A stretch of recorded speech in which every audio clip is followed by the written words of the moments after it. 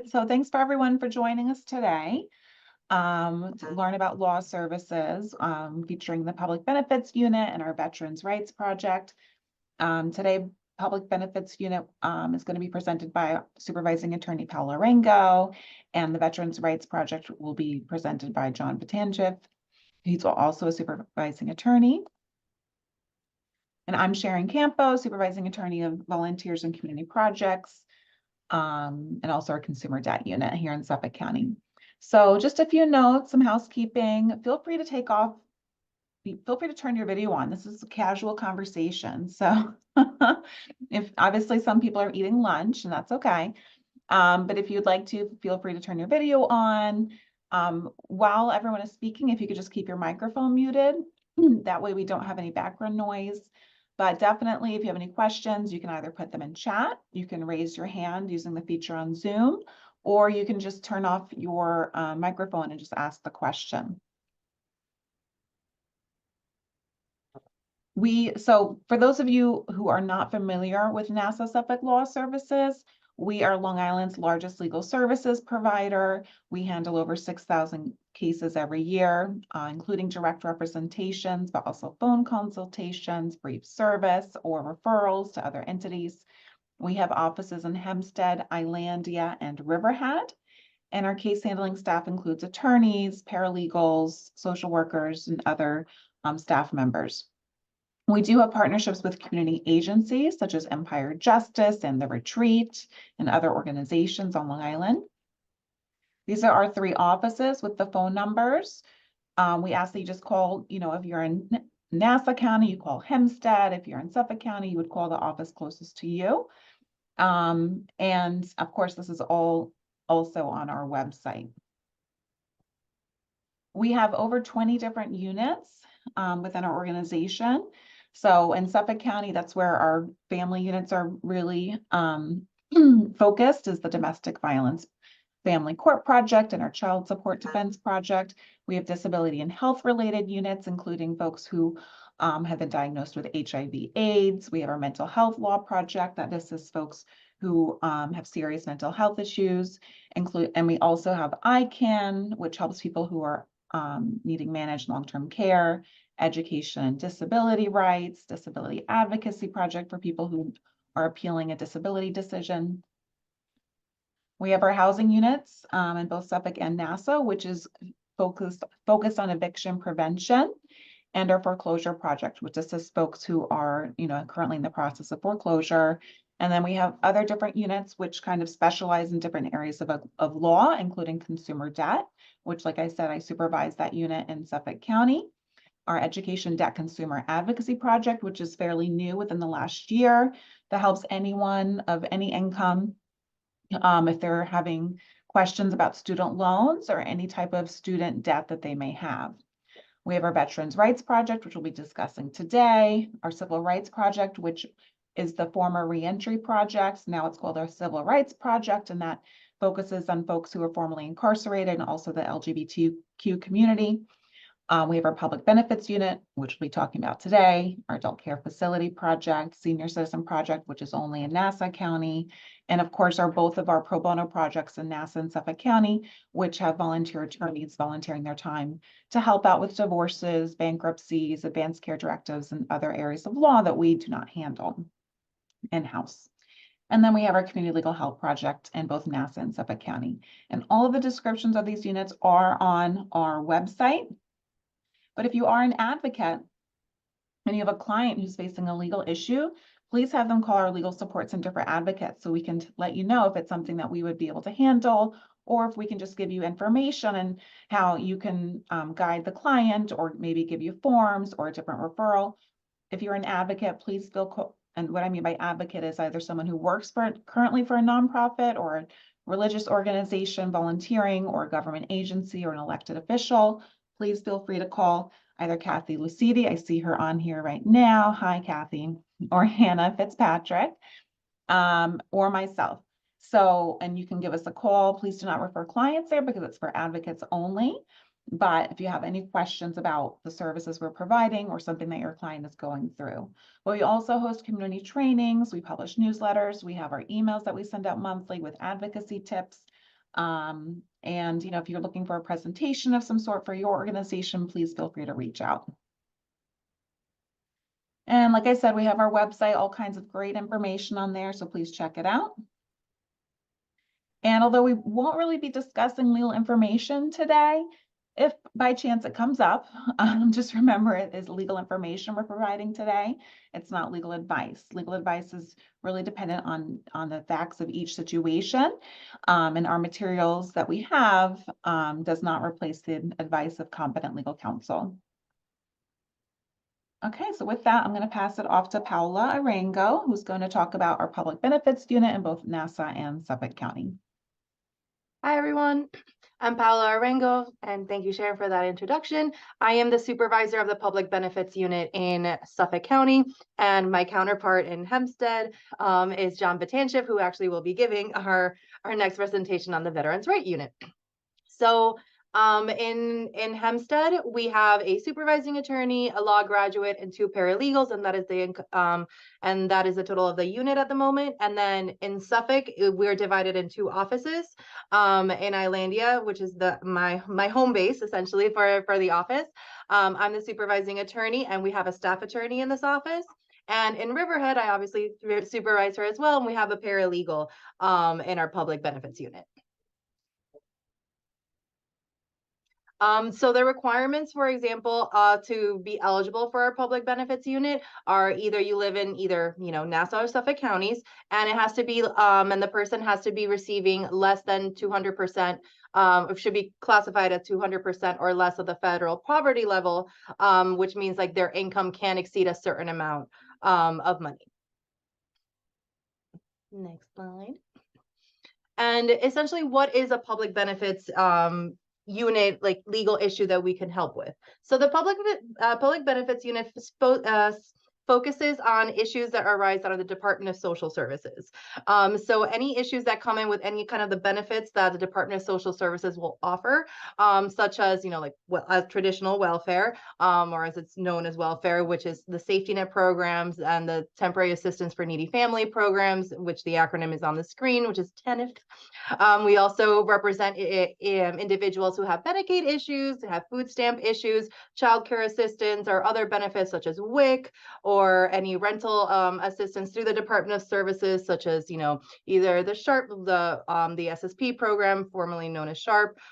There are a lot of benefits that are given through the Department of Social Services, and we essentially are here to assist people who have had any kind of adverse decision, whether it's a denial of an application, termination of benefits, reduction of benefits, or any kind of decision, like they want to take someone out of the household, they want to sanction you, they're not letting you put someone in the household. All those kinds of issues would be ripe for our public benefits unit to evaluate and be able to see if we can provide some kind of assistance. Next slide. There are other issues as well, as we can see on the screen, would be emergency shelter. So any kind of shelter issues, whether again it's denying them access to a shelter, if it's terminating them and kicking them out of a shelter, if it's any kind of sanctions regarding the shelter, if there is any kind of unemployment issues or with appeals and overpayments, and that's through the Department of Labor, that is something that we would also evaluate. And pretty much we try to encompass like those kinds of like emergency assistance programs, because they go directly into whether people can, whether they can eat, they can access healthcare, whether they can have a roof over their heads. So we want to make sure that we can provide that kind of assistance for our low income individuals. Another kind of service that we provide within Medicaid would be what's called a supplemental needs trust. And what that means is if someone has a little bit of excess income monthly as determined by the Department of Social Services, but they are eligible for Medicaid, there are these trusts that would be, that the person would be eligible for to essentially protect that monthly income. And then they would be able to still be eligible for Medicaid. So pretty much if you know someone or has a client that knows someone, or, even within, if it's, people internally in the office are looking at it and you see that there's a kind of issue that has to do with DSS, and, we have experts in our offices, in both offices, that could at the very least like look into the issue and see if there's anything to help. Next. And that's pretty much it. We're here for the hearing. We're here for, like we're here to assist in the hearing. We can also resolve issues before a hearing. So any kind of questions, just give us a call. So does anyone have any questions right now about public benefits unit? I think the best way for a client to call is just to call whatever office is closest to them, right? Correct. If they're in Nassau County, they should call our Hempstead office and, identify to the front desk that they have an issue with DSS or a public benefits issue. Same way with our Alandia office and same way with our Riverhead office. Now, if it's an emergency, they should definitely say it's an emergency, They right? definitely should say it's an emergency, because our receptionist can then, for example, they can give me a call, or they can give John a call to let us know, like, look, there's a person who is calling, who is saying that this is the kind of emergency. Examples of emergencies like this, for example, if a person is in the shelter and they're telling them you have to leave the shelter, or or they're at DSS and they're being told, oh well, you're being denied a shelter or something for the night, and they have nowhere to go. So all those kinds of things are emergency situations, and we would want to know, because if we don't know that there's a time sensitive nature or there's an emergency like that, you might not be able to might not be able to speak with someone right away, because it really depends on the flow of the cases in the moment, the availability of people in the moment. But if you identify it as an emergency, we'll do the very best that we can to treat it as such. And you may have already said this, Paula, but if someone, let's say someone is looking for shelter through DSS and they need an accommodation, maybe they have a dog who is, an emotional service dog or another, type of dog that helps them. Or even like, they have a disability of some sort. Is that something you can help out with? Absolutely. Thank you for pointing that out, because you're right. We definitely would help with reasonable accommodations. And I know that people classically think, emotional support animals are classic reasonable accommodation, but know that there are others as well. Because if you have someone, for example, who has an inability to read documents, and they need these documents to be sent to their caretaker or their care manager, that could be a reasonable accommodation. If, for example, someone has the inability to come into the office and has to have all these appointments through the phone, that could be a basis for an accommodation. It really depends on the situation. It depends on the medical needs of the individuals. And that's definitely something that the public benefits unit would evaluate on a case by case scenario, and would definitely would be able to assist on cases where it's applicable. Awesome. Thank you. You're welcome. Does anyone else have any questions for Paula? Okay, great. So if you do, definitely you can email me afterwards, or you can just put in the chat if it comes up while we're going over the next unit. Okay, so I'm going to pass it off to John Patanchev, supervising attorney in Nassau County. Hi, how are you, everyone? Again, my name is John Patanchev, supervising attorney for our Veterans Rights Project. Like the public benefits, Paula is also the counterpart in Suffolk for Veterans Rights Project. So in Nassau County, we have a supervising attorney, a staff attorney, and a paralegal, and we have the same type of setup in Suffolk County, with a supervising attorney, law graduate, and a paralegal. And slide. All right, so eligibility for our program. So it's not mentioned here, but the types of service. We are open to anyone that has any military experience, because a lot of our clients don't classify themselves as veterans, even though they are. So sometimes when we ask, are you a veteran? The answer sometimes will be no, even though they have military experience. So sometimes we like to use the phrase of, do you have military experience? So our clients are people that have military experience or have served in the National Guard or the reserves. We also can assist dependents of the veteran.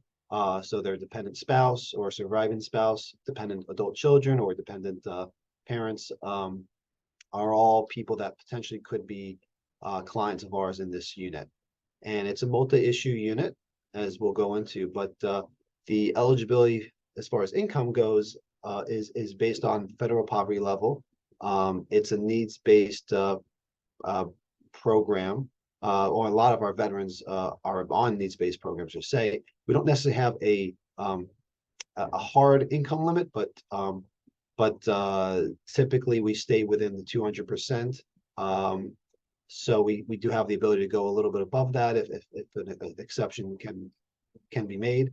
But most of our clients are, again, says here on needs-based programs such as VA benefits, public assistance, SSI, Medicaid, or food stamps. And they have to reside in Nassau or Suffolk County. And as far as the types of programs, the types of assistance we can provide, again, we're a multi-issue unit. So it kind of runs the gamut of pretty much kind of potentially whatever the organization is handling, potentially we could be handling as well. But our big issues that we handle are landlord-tenant cases, housing issues, Social Security disability, where we'll represent clients not just on the appeal process, but potentially before that, like informal or formal conferences with the field office on applying for benefits and being denied. Same with welfare or public assistance. Similar, the areas that the public benefits unit would handle if a veteran were to have that issue, we'd be covering that as well. So potentially representing clients at fair hearings, or we're trying to resolve it before we have the fair hearing. Medicare and Medicaid issues, and then you have our veterans benefits analysis. Our attorneys will run an analysis to see whether this veteran is getting the full benefits that they're eligible for with the VA, and that's a huge part of what we do. Is especially with a new client, we want to make sure that we do that analysis, so we know and they know that they're leaving something on the table potentially, and here's what you could be getting in addition to what you have right now, and that's a huge can potentially change some people's lives without those types of new benefits. And yep. And then there's also the benefits appeals. So when they do apply and the VA determines initially that they are denied, we can assist with the appeal. There's also overpayment advice and representation, discharge upgrades. So this is in regards to how someone was discharged from the military.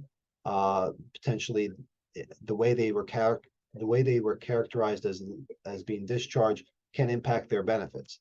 And sometimes there's arguments to be made that there should be an upgrade to their discharge. And if we can win on that, then that opens up additional benefits for that client.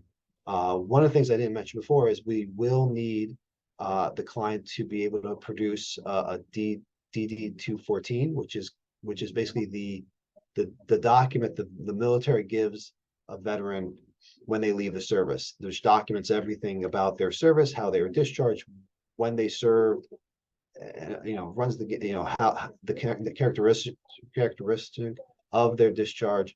So it's a really important document, and if the client doesn't have it, there are ways to get it from the government, but that's usually our first step of trying to do any type of benefit analysis. And that also will open up possibilities with additional programs that are dedicated to the veterans. If we can prove what type of that they are a veteran through that document, we can also reach out to other organizations on Long Island that can are meant to assist clients in need.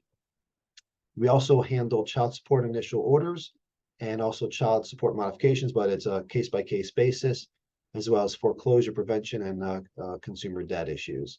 One new thing that's come up this year, we just started in August, we have a VA grant that is a new one that allows us to represent clients that are veterans and that are either homeless or at risk of being homeless. And one of the additional services that we can provide are reentry related services. So if they have a past criminal conviction, there may be possibilities where they could get a certificate of good conduct or certificate of relief from disabilities, or have that record sealed, and that could open up doors with housing, with employment, education potentially. So that's a new thing. The VA grant that we have, it allows us to do all these other things that I just discussed, but that's something that that's an additional add-on that we're able to provide. So it's a big thing for our veteran clients. So that pretty much kind of wraps up the Veterans Rights Project and the legal issues that we handle. I don't think there are any other slides after this. Yep, okay, so thank you. Does anyone have any questions for John or Paula? Anything specifically about the Veterans Unit? So John, I'm gonna get the terminology incorrect, but are your attorneys, I think it's called VA certified, is that it? Oh, yes, yes, we are all, yes, myself, Suzanne in the NASA office is a VA certified, I believe Paula as well. And what does that mean to be VA certified? So it's an accreditation with the VA that allows us to be able to represent veterans. It's a way for veterans to know that they're dealing with a client, an attorney that is able to represent them and also can represent them with VA benefits. And I believe that's, unless there's something else, Paula, that I'm missing. No, it's just one of those ways for the VA to ensure that people who are representing veterans and veteran specific benefits with the VA or things like that are done by someone who obviously knows the benefits and such. So it's one of those certifications that in order to help veterans with the VA, you must have. Okay, thanks for explaining that. All right, does anyone else have any other questions? Yeah, hi, this is James. Hi, James. I'm currently a veteran and I'm on disability, but not disability from the military. Is there any evaluation that you would be able to do to judge if I were able to get additional payment from the veteran or military? I think so. It was a little hard to hear you, but I think what you were asking is that you're currently on disability and you're wondering if there's a way to get disability also through veterans. Is that your question? Yes. Okay. John, Paula? Yeah, there's service connected disability and also non-service connected disability. So that would really require one-on-one with our attorney and to figure out, what you may be eligible for. Especially if the disability that you have currently, if we are able to connect it to something that may have occurred while you were in service. So I think it requires a one-on-one evaluation to figure out if you're eligible, and thank you for your service before I go anymore. Okay. Thank you. Thank you. Yep, so you could always call the office closest to you to see if you're eligible for our services. And even if you're not eligible, we always try to make referrals to different entities that may be able to assist you if we can't. And on Okay, that note, appreciate it. especially also about service connected and not service connected disability, a lot of times that people like for never have filed an intent to be able to get such a disability. And a lot of times, even if we can't file the initial application, we will refer you to the agencies that do file the initial applications. And if there's an issue, like if you were denied or there's a problem with the application, then we would evaluate. So there's a lot of different steps as well and we sometimes are not involved in the first step, but we definitely can give advice and provide the guidance as to where to go for those first initial steps as well. Thanks. Does anyone else have any other questions?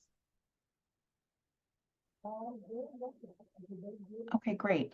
So if you would like, I don't typically send out copies of this PowerPoint because most of the time the information is on our website, but I do post the video on our YouTube channel. So feel free to, if you wanted to take a look at that, or if someone was here who missed it, we're going to post it on our YouTube channel. But if you would like a copy, definitely just email me and I'll send you a copy of the presentation. And I can also send you a copy of the video. So I sent everyone my email, or I did email everyone who signed up before 11 o'clock this morning. But if you did not get it, please, this is my email in the chat, scampo, oh, I'm missing an L, scampo@nsls.legal. So feel free to email me if you need a copy of the presentation today. And I thank you so much for joining us, and I hope everyone has a happy holiday season. Bye-bye.